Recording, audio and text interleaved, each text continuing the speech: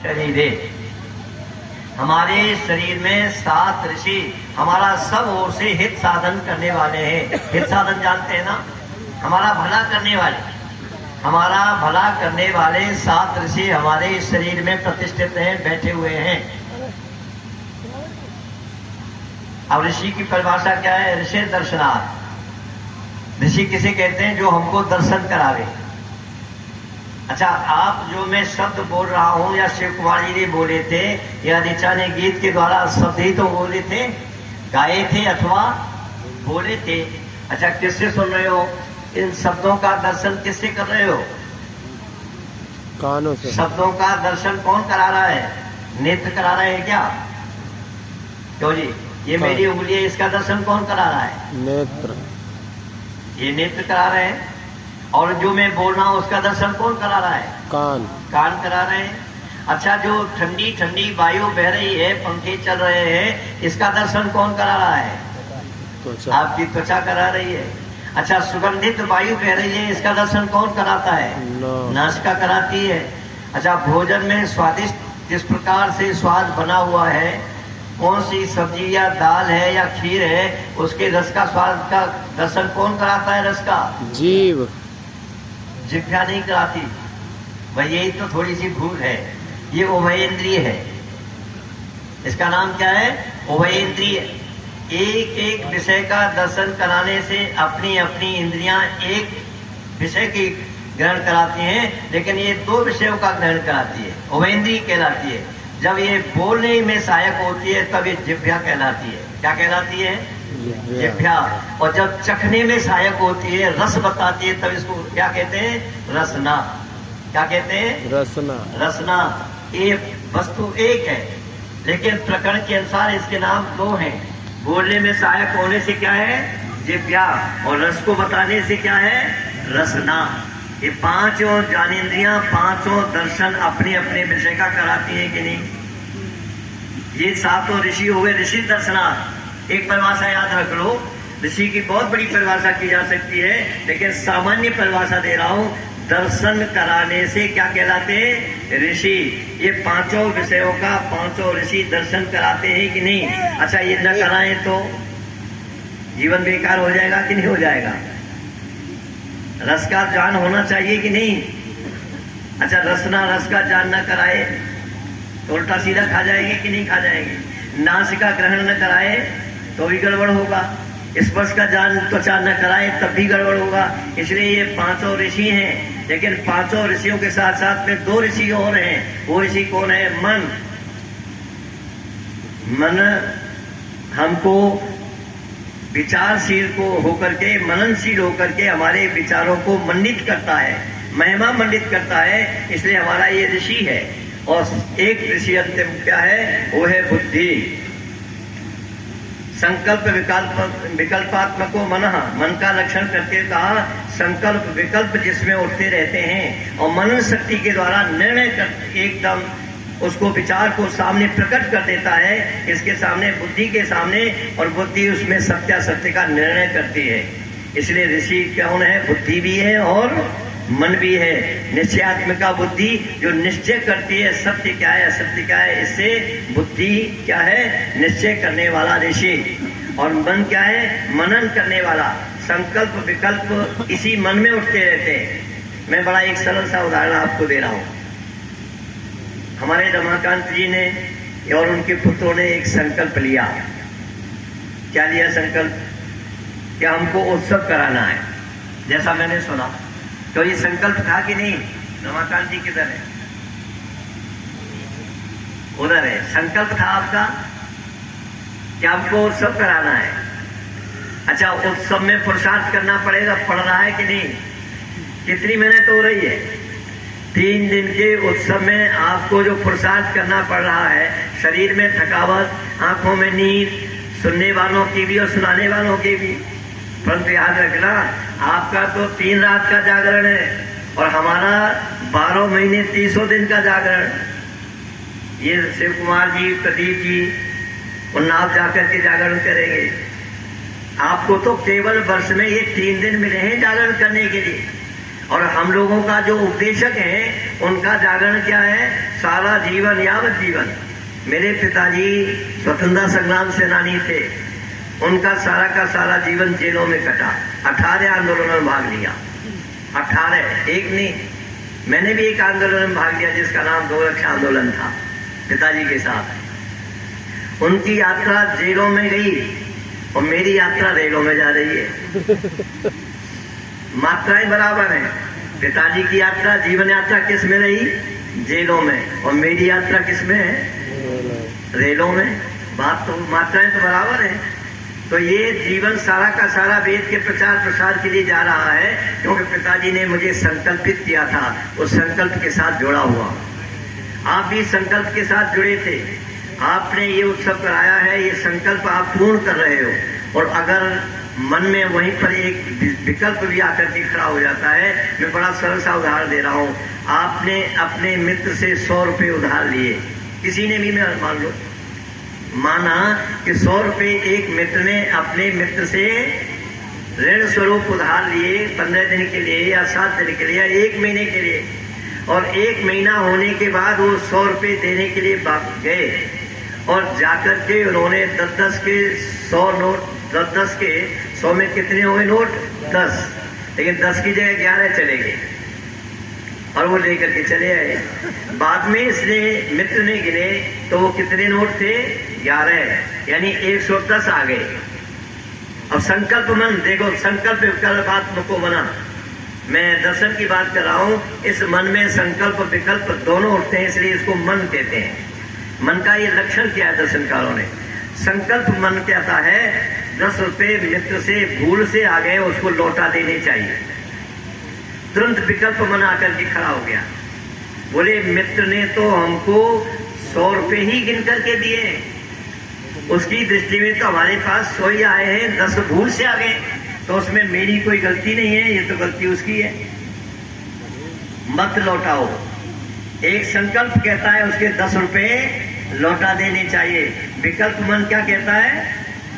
नहीं लौटाने चाहिए। अब जरा विचार करना, संकल्प की बात मान लेता है तो जब जब वो मित्र सामने पड़ेगा, मित्र क्या सोचेगा? अरे इस युग में ऐसे लोग भी हैं, मेरे से तो 100 रुपये ही मैंने दिए थे गिन करके, लेकिन भूल से 10 रुपये अधिक चले गए तो उसने मेरे वापस कर दिए, ऐसे लोग भी हैं। तो जब जब वो मित्र सामने पड़ेगा तो बताओ आंख से आंख मिलेगी कि नहीं? अच्छा, स्वाभिमान के साथ में सीना 56 इंच का हो जाएगा? हो जाएगा कि नहीं हो जाएगा? सीना चौड़ा होगा। और अगर विकल्प मन की बात मान ली और 10 रुपये वापस नहीं किए तो मन में क्या आएगा? अरे घर जाकर के गिने अवश्य होंगे, और 10 रुपये कम पड़े होंगे तो सोचा होगा कि बस उसी के पास चले गए, बड़ा बेईमान है, अगर ईमानदार होता तो मेरे 10 रुपये वापस करने आता। बेईमान है, उसने अपने पास रख लिए। अच्छा, जब जो वो मित्र सामने पड़ेगा तो सच बताना, आंख से आंख मिलेगी, सीना चौड़ा होगा, स्वाभिमान गिर जाएगा। ध्यान रखना, जो व्यक्ति संकल्प की बात मान करके सच्चे रास्ते पर चलता है वह उसका स्वाभिमान जाग जाता है, और जो व्यक्ति बेईमानी के रास्ते पर पड़ता है उसका स्वाभिमान गिर जाता है। आपकी बात समझ में आ रही है कि नहीं आ रही? ये ऋषि है कि नहीं ऋषि? संकल्प विकल्प इस मन में ही उठते हैं। एक आप जानते हैं पत्रवाहक, जिसको डाकिया कहते हैं, वो जा रहा है 6000 का बीमा लेकर के, और 6000 के बीमा को लेकर के जा रहा है, उससे गिर गया। साइकिल पर चलते थे पहले, अब भी चलते हैं, आपके गांव में भी आता होगा पत्रवाहक। हालांकि इसने मोबाइल ने ये सब खत्म कर दिया जा रहा था, लेकिन फिर भी डाक कुछ तो चल रही है आवश्यक। 6000 का बीमा गिर गया और एक नौजवान को मिल गया। नौजवान ने देखा ये बीमा इससे गिरा है, जो आगे पत्रवाहक जा रहा है, डाकिया जा रहा है, इससे ये बीमा गिर गया है, इसको 6000 का दंड इस पर पड़ेगा, इसलिए वापस कर देना, इसको दे देना चाहिए। दौड़ लगाता है और साइकिल वाले को रोकता है और कहता है पत्रवाहक, डाकिया, ये तेरा बीमा गिर गया है, 6000 का ले ले। तो बहुत खुश हुआ। इस युग में ऐसे नौजवान भी हैं, 6000 का बीमा ये पचा भी सकता था। क्यों ये पचा सकता था कि नहीं? रख लेता अपने पास, 6,000 मिलने मुफ्त में, लेकिन नहीं, दौड़ करके वापस करता है। अखबारों में चित्र सहित छपता है कि 10,000 6,000 का बीमा गिर गया था और एक नवयुवक को मिला, उसने वापस कर दिया। फोटो सहित छपा, खबर छपी, बड़ी प्रसन्नता हुई।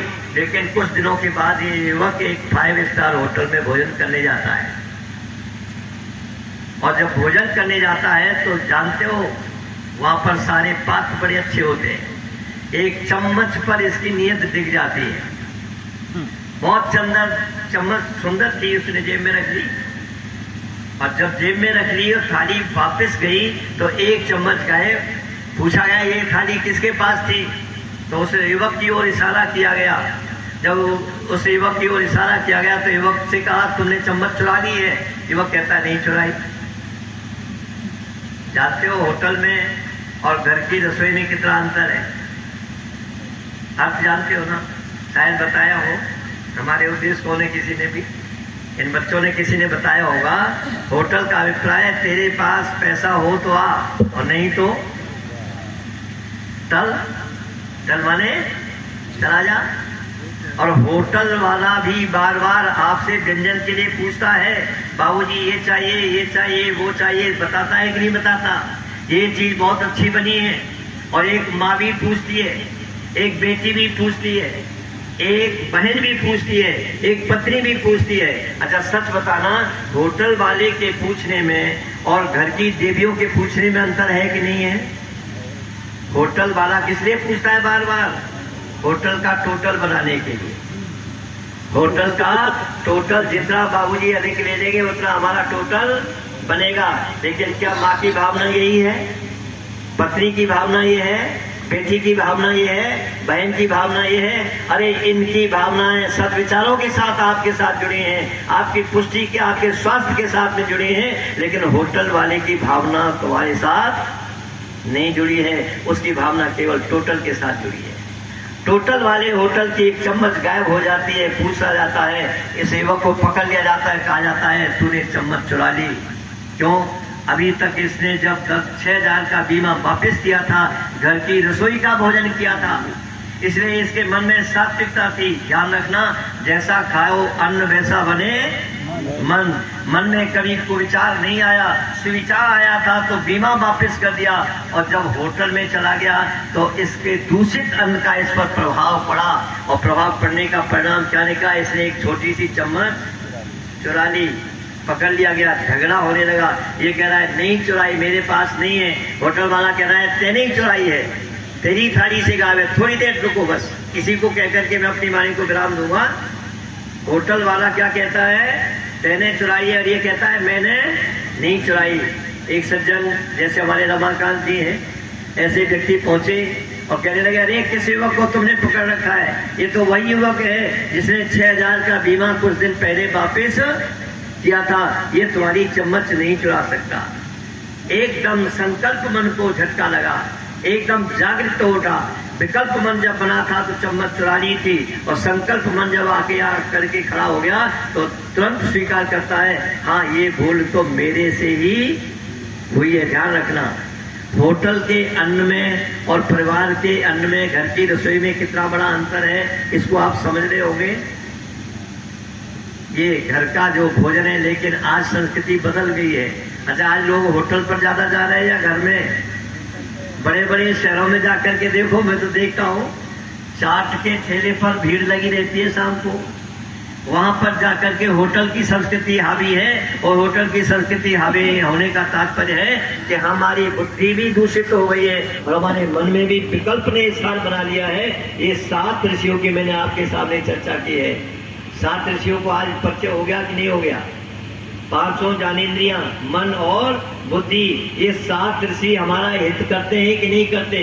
मन अगर सुमन रहेगा, मन अगर सुमन माने अच्छा मन, फूल की तरह से खिलने वाला मन, और मन यदि दुश्मन बन गया तो दुश्मन का तो जो प्रहार होता है वही हमारे जीवन में रहेगा। इसलिए मन को दुश्मन मत बनाओ। मन को दुश्मन दुर्योधन ने बनाया था, कंस ने बनाया था, रावण ने बनाया था। अच्छा बोलो दुश्मन था तभी तो सारी गड़बड़ हुई। अगर ये इनका मन सुमन होता तो किसी प्रकार का ये महाभारत का युद्ध नहीं होता। योगीराज कृष्ण ने बहुत टालने की चेष्टा की थी, लेकिन दुर्योधन मानने को तैयार नहीं था। और भीष्म पितामह ये सब कुछ जानते हुए भी कुछ भी नहीं बोल पाए, और उन्होंने अंत में यही कह दिया। जब द्रौपदी ने जाकर के पूछा भीष्म पितामह, आज तुम दादा उपदेश कर रहे हो धर्म का, उस दिन तुम्हारा धर्म का उपदेश कहाँ चला गया था जब हमारे साथ सरासर अन्याय हो रहा था? तो भीष्म पितामह कहते हैं, बेटी ठीक कहती हो, उस समय दुर्योधन के दूषित अन्न का रक्त मेरी धमनियों में दौड़ रहा था, इसलिए सत्य को जानते हुए मैं बोल नहीं पा रहा था। आज अर्जुन के तीरों ने उस दूषित रक्त को बाहर निकाल दिया है, इसलिए मैं धर्म का उपदेश कर रहा हूँ, ध्यान रखना। व्यक्ति को धर्म याद तो आता है, लेकिन कब याद आता है? अंतिम समय में याद आता है।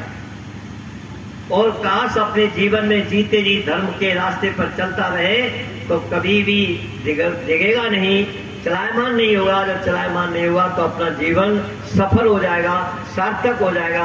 आपका जीवन सफल रहे, जिस लिए हमें मनुष्य का शरीर मिला है, वो हमारा जीवन का लक्ष्य पूर्ण हो जाए, इसके लिए आर्य समाज ही केवल प्रेरित करता है।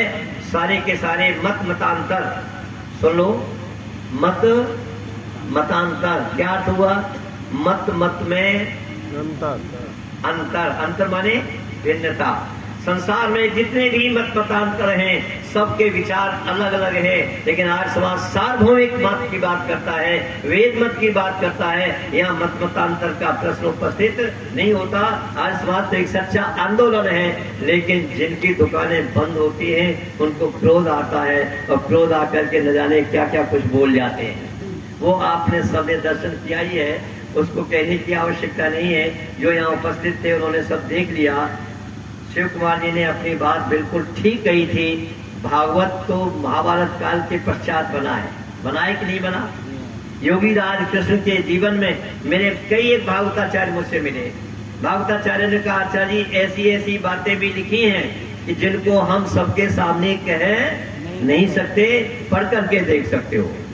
महर्षि दयानंद ऋषि थे और सबके कल्याण चाहने वाले थे, इसलिए उन्होंने कहा भागवत के बनाने वाला यदि गर्भपात हो जाता, गर्भ में ही मर जाता, अथवा पैदा उत्पन्न होते ही मर जाता तो ठीक था, और अगर ऐसा हो जाता तो योगीराज कृष्ण जैसे महान आदर्श आप्त पुरुष पर मनमाने दोष नहीं लगते।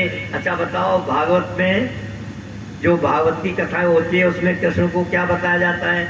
छलिया, चीर हरण करने वाला।